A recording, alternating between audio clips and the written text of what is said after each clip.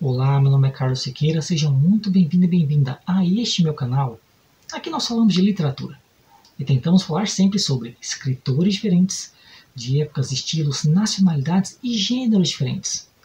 E tentamos falar frequentemente sobre poesia, gênero infelizmente impopular no Brasil e no YouTube. Mas Carlos Siqueira está aqui para falar sobre o que não é falado. Então hoje eu faço assim um vídeo diferenciado aqui no canal. Eu farei um vídeo temático. Eu trarei dois poetas, um português e uma brasileira, que versam sobre o mesmo tema, que, como vocês já viram aí no vídeo, trata-se da contemplação da vida.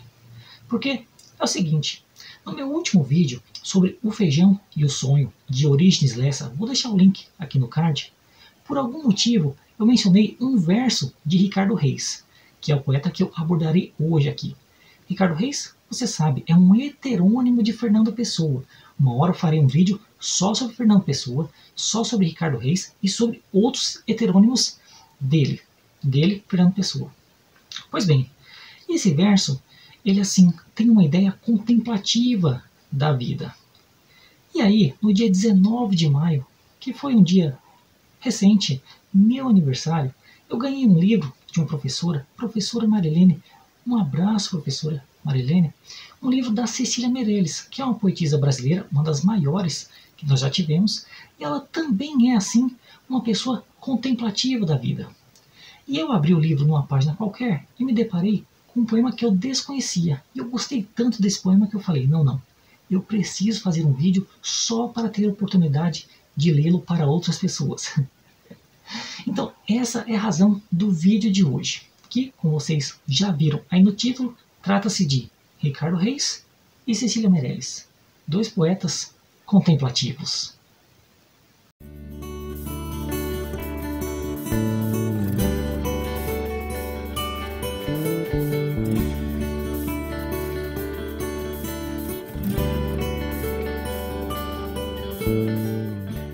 Bem, antes de tudo, é preciso explicar quem foi Ricardo Reis. Que, na verdade, Ricardo Reis é Fernando Pessoa. Para quem não conhece Fernando Pessoa, sabe que ele foi um grande poeta do século XX, ele que iniciou o modernismo lá em Portugal. E assim, Fernando Pessoa é um dos maiores poetas de todos os tempos, e um caso único em toda a literatura, porque ele se desdobrou em várias outras pessoas, que nós chamamos de heterônimos. É como se ele escrevesse sendo outra pessoa. E ele deu um nome para cada uma dessas pessoas. E assim, são centenas. Centenas não, é mais de uma centena. E o Ricardo Reis é um deles. E assim, cada pessoa escreve de um estilo diferente. E tem uma visão de mundo diferente. De maneira que, muitas vezes, em cartas do Fernando Pessoa, ele menciona um ou outro como se fosse outra pessoa mesmo. Um caso assim, único na literatura. E o Ricardo Reis, ele é um poeta clássico. Ele se baseia na Grécia e na Roma antiga. Ele é um poeta pagão. Ele fala muito nos deuses lá da mitologia grega. Então, como ele está baseado nessa ideia de mitologia, de deuses, que, por sua vez, está baseado numa filosofia grega, e a gente pensa aí no platonismo, a gente pensa aí no Epicuro. Aliás, já fiz um vídeo aqui sobre o Epicuro, hein? Vou deixar o link aqui no card. Essas ideias são assim reflexivas, são assim distanciadas, porque a reflexão vem de longe. E o Ricardo Reis é esse poeta que eu vou ler aqui. Qual foi o verso que eu li no vídeo anterior? Que é o primeiro que inicia esse poema, muito famoso, aliás, que é o poema de número 13. Eu vou ler o poema inteiro e depois eu faço breves comentários, tá? O poema de número 13, de Ricardo Reis. Isso aqui é uma edição da Martin Claret, uma edição assim, antiga. O poema diz assim: sábio é o que se contenta o espetáculo do mundo. Esse foi o verso que eu li. Vou ler de novo. Sábio é o que se contenta um espetáculo do mundo. E ao beber, nem recorda que já bebeu na vida. Para quem tudo é novo e imarcessível sempre. Coroem-no pâmpanos, ou eras, ou rosas volúteis. Ele sabe que a vida passa por ele e tanto corta a flor como a ele, de Atropos, a tesoura. Mas ele sabe fazer que a cor do vinho esconda isso, que o seu sabor orgíaco apague o gosto às horas, como a uma voz chorando o passar das bacantes. E ele espera, contente quase e bebedor tranquilo, e apenas desejando um desejo maltido, que a abominável onda o não molhe tão cedo. Fim do poema. Bom, em primeiro lugar, vocês percebem que não é uma poesia assim muito difícil. Não há palavras rebuscadas, mas há sim, às vezes, uma sintaxe, uma ordem de frase invertida. Porque a poesia grega era assim, poesia na qual Ricardo Reis se baseia. E por falar em poesia grega, nós temos aqui também o Atropos, que é um personagem da mitologia grega. Então você vai percebendo como que o classicismo vai se inserindo na poesia do Ricardo Reis, que é um dos heterônimos de Fernando Pessoa. Existem vários outros com visões e estilos diferentes. Pois bem, você tem toda essa reflexão, né, sobre como você deve viver. Afastado, distante. Sábio é aquele que se contenta com o espetáculo da vida. A vida está aí. Você não deve sofrer por ela. Você deve contemplá-la. Aproveitar esse tempo que foi disponível por você e foi disponibilizado pelos deuses. Tá? E também tem essa questão de aproveitar o momento. Né? Ao beber, nem recorda que já bebeu na vida. Ou seja, cada momento é único. Para quem tudo é novo e imarcessível. Imarcessível é aquilo que não murcha. Por quê? Porque está sempre se renovando. Como se tudo fosse pela primeira vez. Aqui, né, coroem-no, esse faz referência, esse no, né, ao sábio. Né? Então, que coroem o sábio com pâmpanos, ou eras, ou rosas volúteis. Ele sabe que a vida passa por ele e corta a flor como a ele. Ou seja, ele sabe que vai morrer. Ele sabe que as coisas não acontecem só com ele, acontecem com a natureza, acontecem com os outros também. Aliás, daqui a pouco eu vou ler um outro poema dele. Eu vou ler 2 de cada, tá? 2 do Ricardo Reis e 2 da Cecília Meirelles. Depois ele vai falar, né, como que a gente deve ver os outros. Daqui a pouco eu chego lá. Então, para que sofrer? Perceba como que o epicurismo está presente aqui. Já fiz vídeo sobre epicurismo, hein? Já deixei o link, mas vou mencionar de novo. Pois bem, agora é interessante que ele coloca aqui que o sábio sabe que a cor do vinho esconda isso. Né? Esconda esse perigo da morte. Esconda essa possível tristeza no fim das coisas. E é interessante que ele fala da cor do vinho, né? Aquilo que colore, que deixa mais vivo, mais bonito. Né? Que o seu sabor orgíaco apague o gosto às horas. E aqui o orgíaco já faz referência também a Baco, que é mencionado aqui embaixo, né? O passar das bacantes. Baco era a mesma, era um deus romano, o deus das festas, o deus das orgias, da libertinagem, que na mitologia grega ele tem outro nome. Tem o Apolo e tem o Dionísio. É o Dionísio. Tá? Quem vai falar muito sobre Dionísio e Apolo é o Nietzsche. Tá? Aliás, já fiz vídeo sobre o Nietzsche. Vou deixar o link aqui no card. Vou fazer mais depois, viu? Aguarde.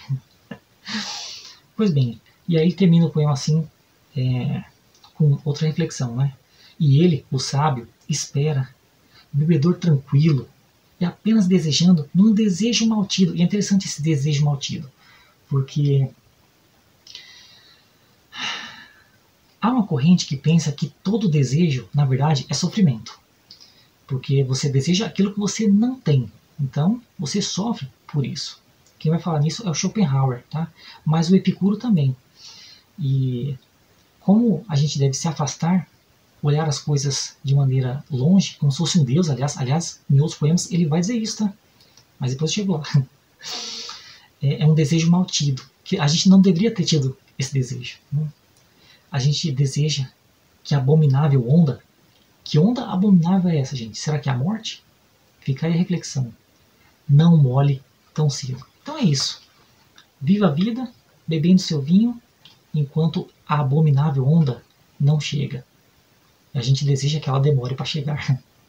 Bom, esse foi um dos poemas, mas eu vou ler um outro do Ricardo Reis que mostra mais ainda como que é essa visão de mundo dele contemplativa e baseada nos deuses. E esse é o poema de número 34, que assim tem uma das primeiras estrofes que eu acho mais bonitas e reflexivas e que eu carrego sempre comigo também, que diz assim, poema número 34. Segue teu destino, rega tuas plantas, ama as tuas rosas. O resto é a sombra de árvores alheias. A realidade sempre é mais ou menos do que nós queremos. Só nós somos sempre iguais a nós próprios. Suave é viver só. Grande e nobre é sempre viver simplesmente. Deixa a dor nas aras como ex-voto aos deuses. Vê de longe a vida. Nunca a interrogues. Ela nada pode dizer-te. A resposta está além dos deuses. Mas, serenamente, imita o Olimpo no teu coração. Os deuses são deuses porque não se pensam. Fim do poema. Muito reflexivo, e esse poema assim mostra toda a visão do Ricardo Reis enquanto um poeta clássico, enquanto um poeta que está baseado nos valores gregos da antiguidade. E assim, essa primeira estrofe, como eu disse, uma das mais belas, né? Segue teu destino, rega tuas plantas, ama as tuas rosas, ou seja, cuida da tua vida, faz bem feito, né? Aquilo que você produz. O resto é a sombra de árvores alheias. Deixa a vida dos outros. Para de se preocupar, para de sofrer. Perceba como que o epicurismo está presente na poesia do Ricardo Reis, né? O sofrimento é algo que muitas vezes é desnecessário à vida. Então, deixe de lado, né? Pois bem, a realidade é sempre mais ou menos do que queremos. Só nós somos sempre iguais a nós próprios, né? Aquilo que não tem como você escapar de você mesmo. Porque o destino está feito. E quem criou o destino? Os próprios deuses. Então, não tem por que você sofrer. Vai morrer? Vai morrer. Né? Tinha que ser assim? Tinha que ser assim. Vivencia. Né? Eu já mencionei o Nietzsche. O Nietzsche também tem um conceito chamado amor fati, que é o amor ao destino. Você aceitar as coisas como são. Aliás, no meu último vídeo, quando eu mencionei esse verso do Ricardo Reis, eu também mencionei um do Paulo Leminski, grande poeta brasileiro. Uma hora eu vou fazer vídeo sobre ele, hein? Aguarde. Em que ele diz assim, não discuto com o destino. O que pintar, eu assino. Interessante esse jogo de palavras que ele faz. Mas é isso também. Aceitar a vida como ela é, como ela está. Não se reclamar. Né? Fazer o melhor com o que está disponível. E aí ele continua. Né? Suave é viver só. Gente, o Saramago, uma hora eu vou fazer vídeo sobre ele, hein? Aguarde, meu escritor preferido. O Saramago ele tem um livro chamado O Ano da Morte de Ricardo Reis. E o Ricardo Reis é um personagem do livro lá. E assim, ele é um cara que vive só. Aquele livro é todo baseado na poesia não só do Ricardo Reis, como também do Fernando Pessoa, que também é personagem do romance. Assim, maravilhoso. Uma hora farei vídeo, aguarde. Então, viver suave é viver só. Grande e nobre é sempre viver simplesmente. Ou seja, para de complicar a vida. Deixa a dor nas aras como ex-voto aos deuses. Aras, os instrumentos, né? O pessoal na poesia grega fazia assim muitas odes aos deuses, né? Muitas homenagens e sempre tocando, porque a poesia ela é sonora por natureza. E era sempre acompanhada de instrumentos. E as aras eram um deles. Para. Pessoal, eu voltei aqui no outro dia só para fazer uma correção. Porque eu sou humano, eu não sou igual aos deuses. E assim, no poema do Ricardo Reis, nesse trecho que diz assim: deixa a dor nas aras como ex-voto aos deuses, eu tinha falado em área. Área com I, tá? Não é área de espaço, não. E assim, área sim, está ligado à sonoridade, é um canto, pode ser assim, um instrumento, mas não, aqui ele está falando de aras. Aras é como se fosse uma plataforma assim de oferenda, de sacrifício aos deuses. Então está feita aqui a correção. Deixa a dor nas aras, como um ex-voto aos deuses, e não área de música, área de canto, ok? Está feita a correção. Agora, vê de longe a vida, né? Afaste-se. Nunca a interrogues. E alguém pode se questionar, como assim não interrogar a vida? Mas é o que ele diz aqui. Ela, a vida, nada pode dizer-te. Você fica se questionando, ai, por que minha vida é assim? Vai ter resposta? Não vai ter. Toda resposta é uma suposição. Não é bem verdade.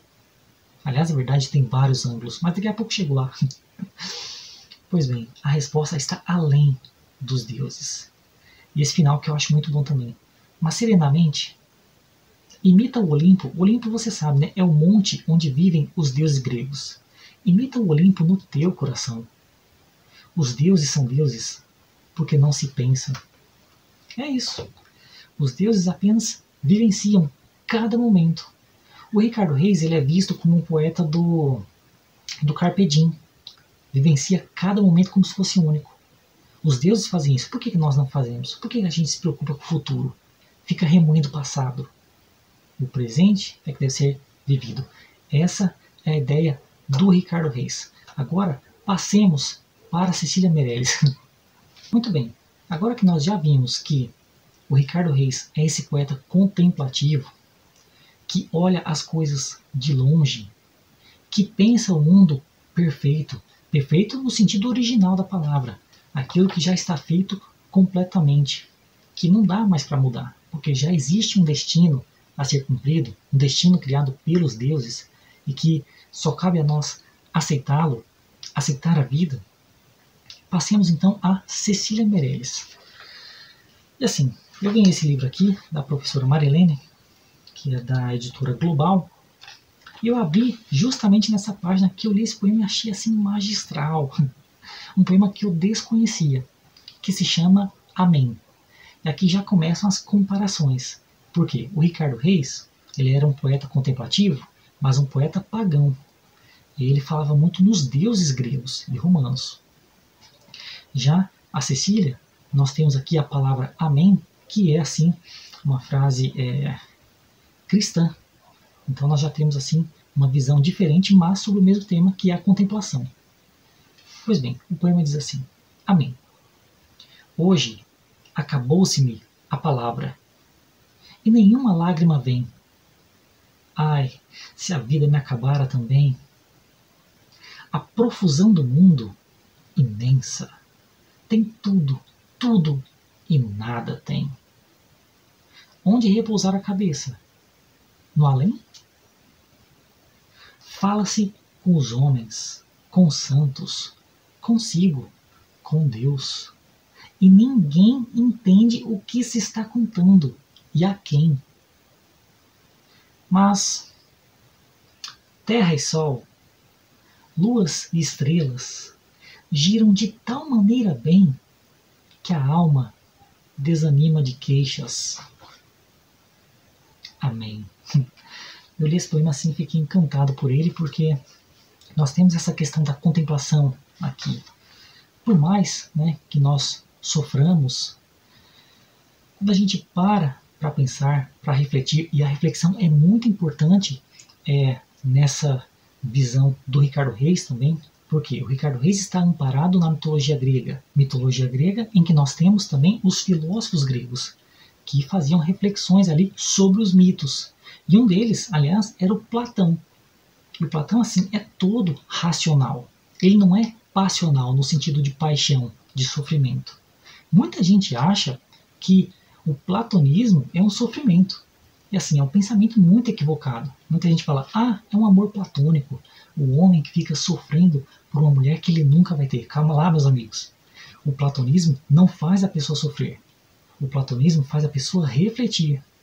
É claro que existe uma outra interpretação, que é aquela de que a gente deseja o que não tem. E se a gente não tem, a gente sofre por aquilo. Mas no caso do platonismo, não. Então, De novo essa moto. Então, no caso do Ricardo Reis, não há sofrimento. E aqui nós temos toda essa reflexão, né?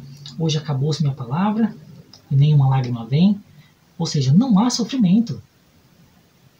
Ai, se a vida me acabara também.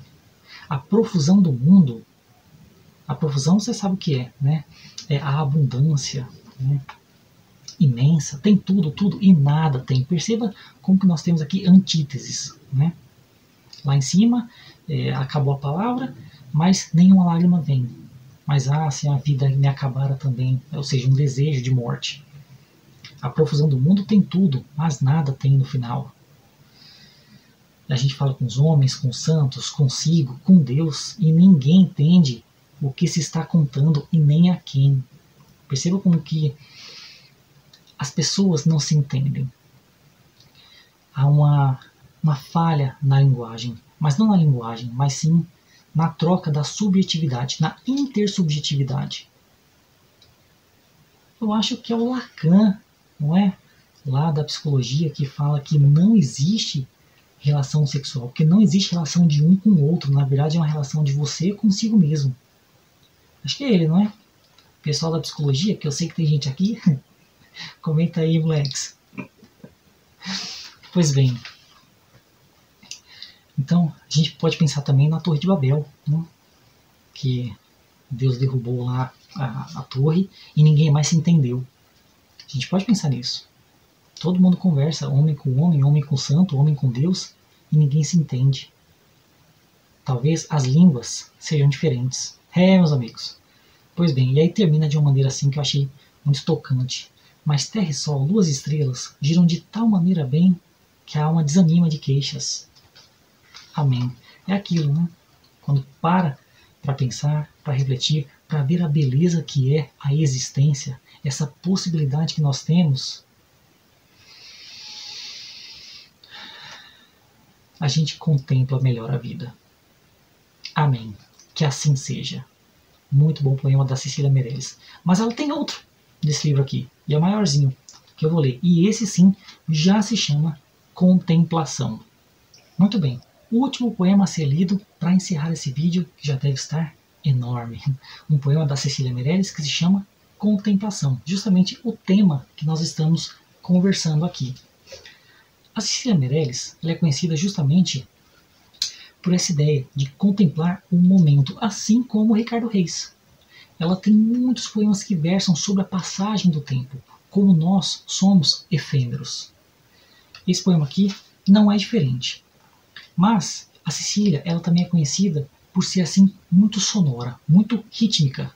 Ela faz assim rimas belíssimas. Mas esse poema ele é branco, ele não tem rimas. Pois bem, vejamos.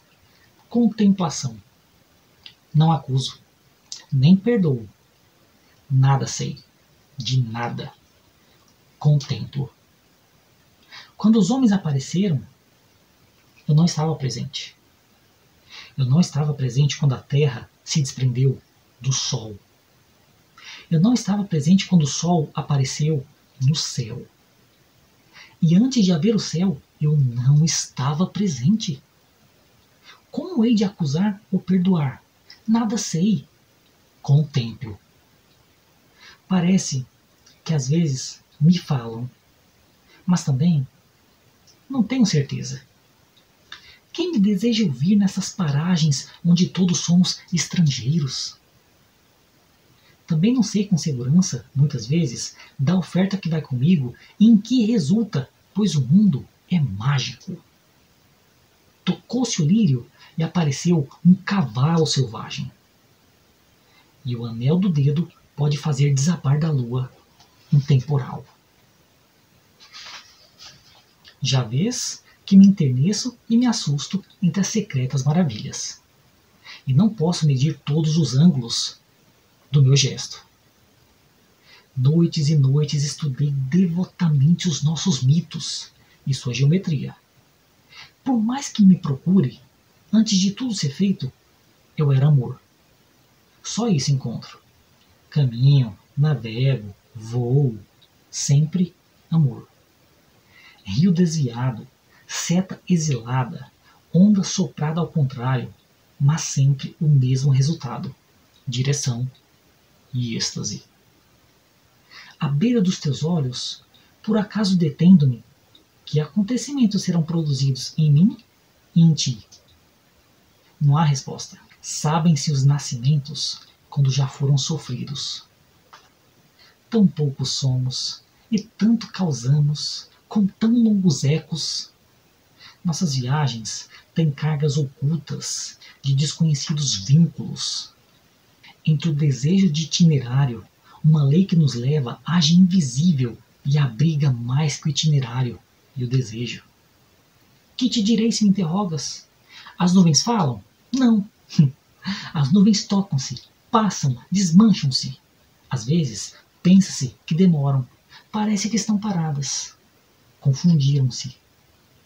E até se julga que dentro delas andam estrelas e planetas. Oh, aparência! Pode talvez andar um tonto pássaro perdido. Voz sem pouso, no tempo surdo. Não acuso, nem perdoo.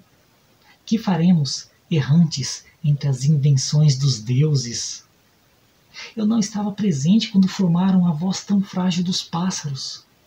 Quando as nuvens começaram a existir, qual de nós estava presente?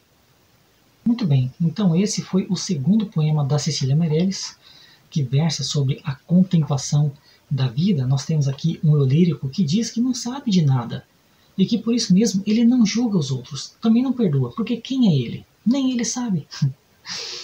E que, quando ele chegou, o mundo já estava posto, o sol já estava posto, o céu já estava posto, os homens já estavam postos, ou seja, tudo já havia sido criado. Ele é apenas uma peça nessa história toda, e que uma peça só não move todo o tabuleiro. Eu estou falando com minhas palavras, tá? Mas a ideia, a interpretação minha é essa mesmo. E ele vai discorrendo aqui sobre que às vezes ele acha que as pessoas falam com ele, mas ele também não tem certeza.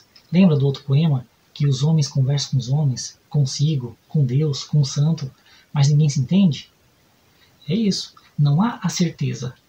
Aliás, não há por que se questionar. Lembra do Ricardo Reis? Não adianta questionar a vida, porque ela nada tem a dizer-te. As respostas estão além dos deuses. Aqui, os deuses também são mencionados. Lá para o final é mencionado. Que faremos errantes entre as invenções dos deuses? Perceba o Ricardo Reis presente indiretamente nesse poema aqui. O que dá para fazer se o destino já está posto? Apenas vivenciar o destino. Isso aqui me lembra também o Sísifo, do mito de Sísifo lá, do Albert Camus, que os deuses castigam, né, esse personagem mitológico, a rolar uma pedra para cima. E o que ele pode fazer além disso? Qual que é a revolta dele, se não dá para escapar dessa sina? E aí o Camus vai pensar, vai sugerir que é preciso imaginar o Sísifo feliz.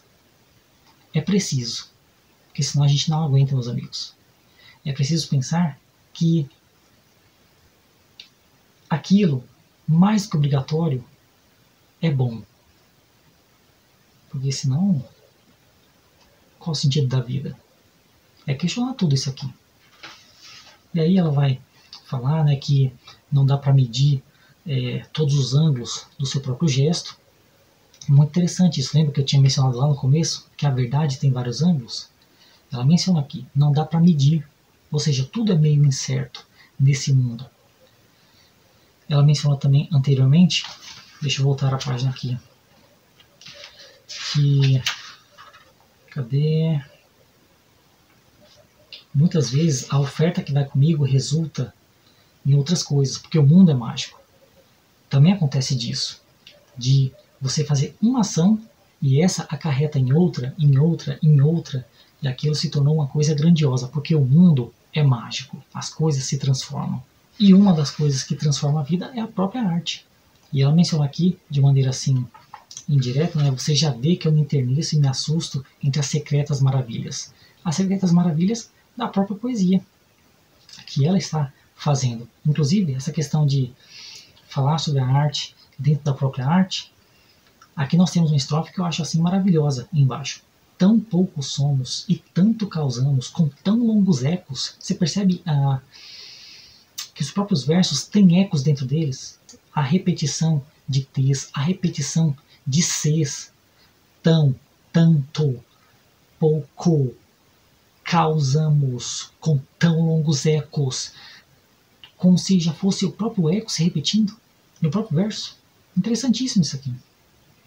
E as nossas viagens têm cargas ocultas de desconhecidos vínculos.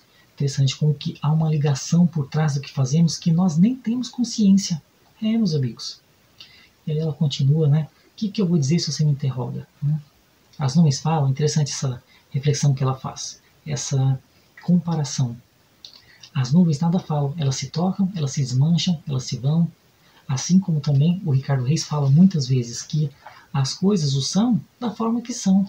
Não ficam refletindo sobre elas mesmas. Não há uma autorreflexão. Apenas vem-se, apenas a vida. E aí ela termina como se fosse um ciclo, né? Volta lá para o começo. Quando as nuvens começaram a existir, qual de nós estava presente? Ninguém. Então por que julga? Então por que sofre? Então por que questiona? Fica aí a reflexão. Muito bem. E esse foi o vídeo de hoje, sobre uma ideia que eu tive assim momentaneamente e que, contemplando-a, eu não quis deixá-la passar. Porque essa é a ideia da própria contemplação. E eu quis que vocês também a contemplassem. Então, dois poetas do século XX, Cecília Meirelles, grande modernista brasileira, Ricardo Reis, heterônimo de Fernando Pessoa, grande modernista, o Fernando Pessoa. Ricardo Reis é classicista, do século XX também. Inclusive, uma fofoca entre nós aqui.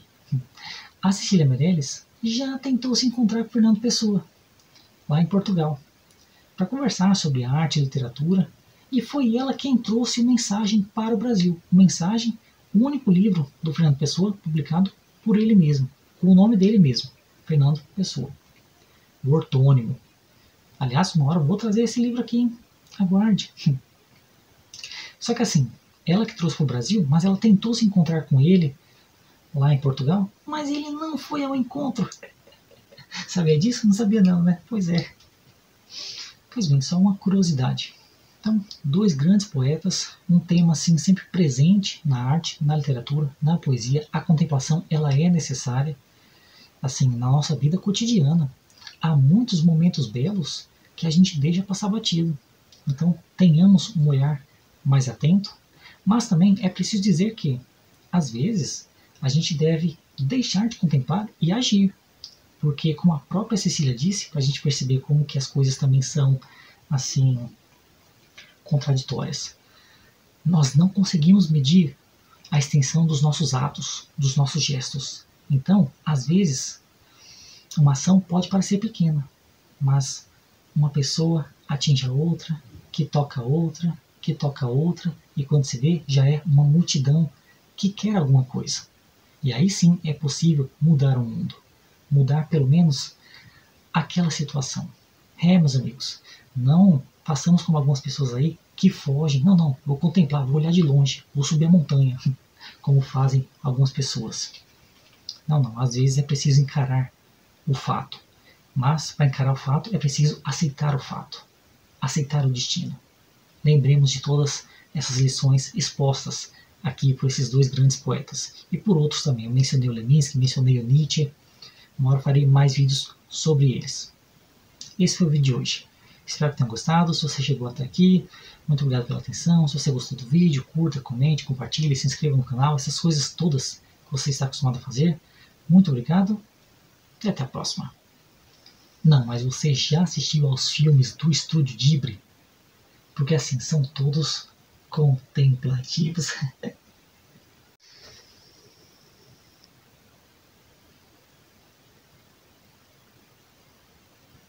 Eu estou contemplando a minha própria imagem. Olha, se eu fosse você, eu contemplaria todos os meus vídeos, viu?